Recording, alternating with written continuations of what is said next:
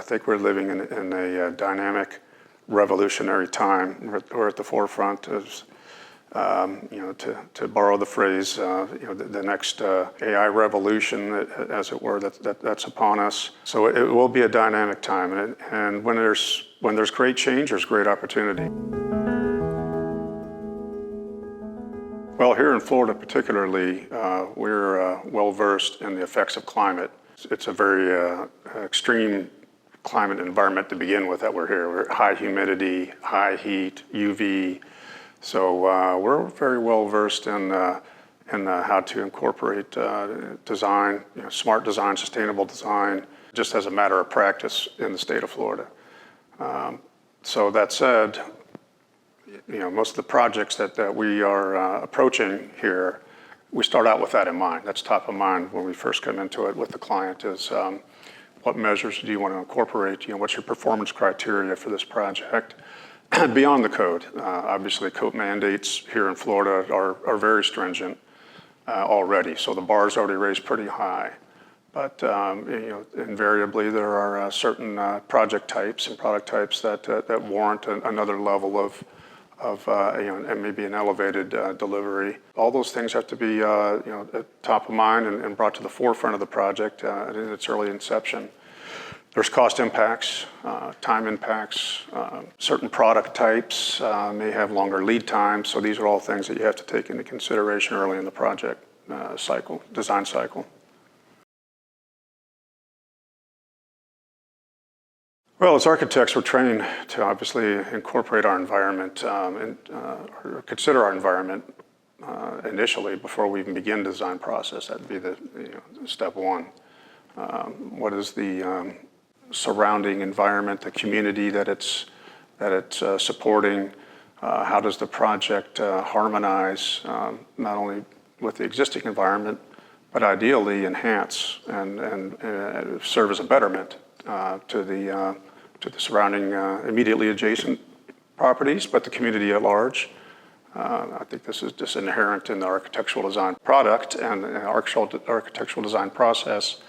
And it's one of those things that's unique to the architect. This is something that we as a profession bring to the table, is that more global awareness of how your project will impact the community.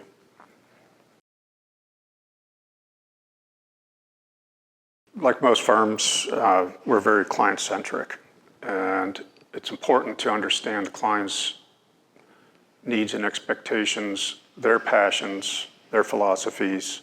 In our field, practitioners can become somewhat egotistical in inserting their own values. It's inherent, and it's human nature, and so it's important as part of your design process to ensure that your design team culturally has that client awareness. What are the client's values and expectations? All clients want to deliver something that the community embraces, the marketplace embraces. So I think those things go hand in hand.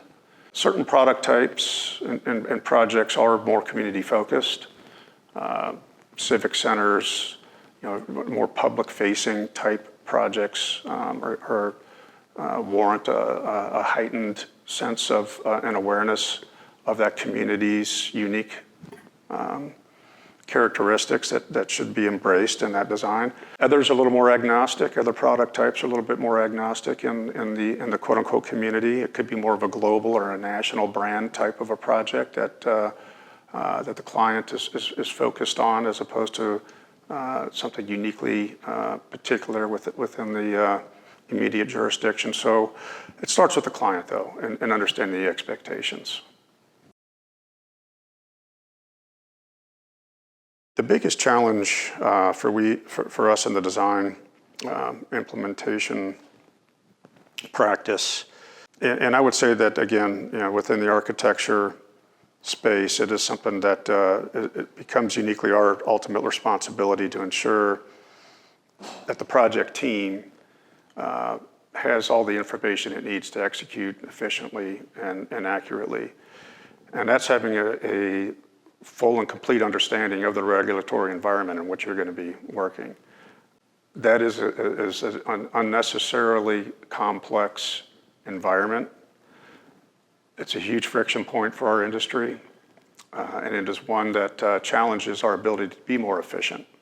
I will tell you, as good as we are getting at putting together documents more efficiently and effectively, the project timeline is still challenged by the regulatory burden. I would say the state of Florida has gone a long way to try to affect change in that space, but there's got a long way to go.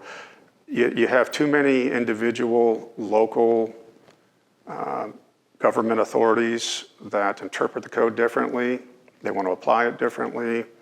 And it's that level of uncertainty that makes it unnecessarily challenging. There are various AI platforms out there that I have seen, and in fact, we as a firm are beta testing with one in particular. We're trying to have a seat at the table to help drive some of this.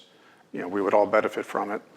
And I've seen some early successes, and there are jurisdictions nationally that have embraced adopting AI platforms to help streamline the code review process.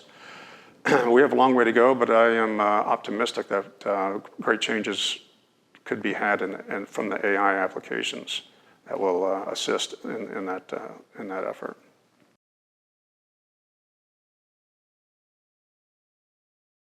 Yeah, so ESG, carbon goals, energy efficiency goals, sustainability, I think all those somewhat align through a collective effort in the design space to produce buildings that are more efficient, better for the environment, et cetera. There's a host of global issues that touches.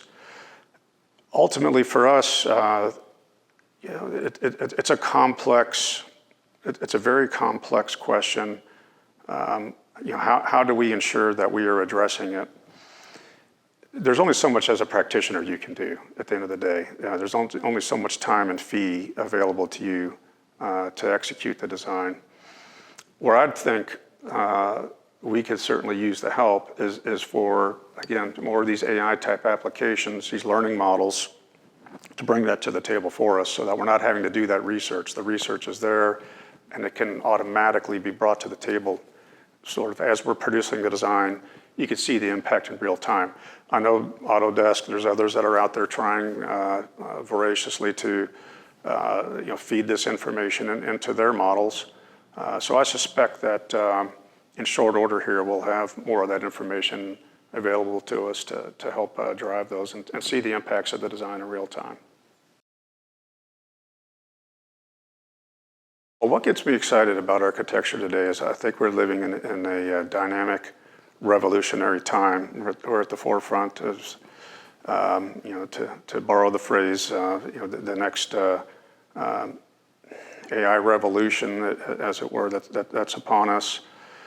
So it will be a dynamic time, and when there's great change, there's great opportunity. I think some of the younger people coming out of school probably have the most opportunity because they're at the forefront of massive changes in the way we practice.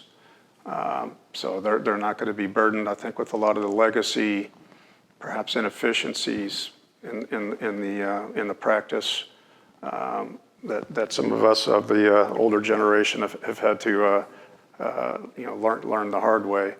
Where it's going, there's a lot of apprehension because of the uncertainty. That's inherent in any level of uncertainty. There's risk. So how do we manage it? How do we stay ahead of it? Well, that comes from a focus on it, having a seat at the table. And we, in our firm, are investing heavily in ensuring that we do have a seat at that table, that we're driving and acting as early adopters of these technologies, working with actual software platforms to help them develop more efficient software, more effective software. It's important for us in the architecture community to drive and shape this technology so that the resulting product is something that benefits everyone. I think the scale and the rate of change is so rapid that it could create a lot of unfortunate disruption. And I think if we can be there at the table to help guide it properly, that should minimize some of the potential negatives that could come from it. All those have varying degrees of influence over the final accepted design. They all bring different benefits to the table. The issues arise where they conflict with each other. And then someone has to interpret the solution to the conflict. And what I would like to see, I think initially, would be to eliminate those conflicts in those codes and those standards. And I think AI can do that pretty handily. It just has to be adopted.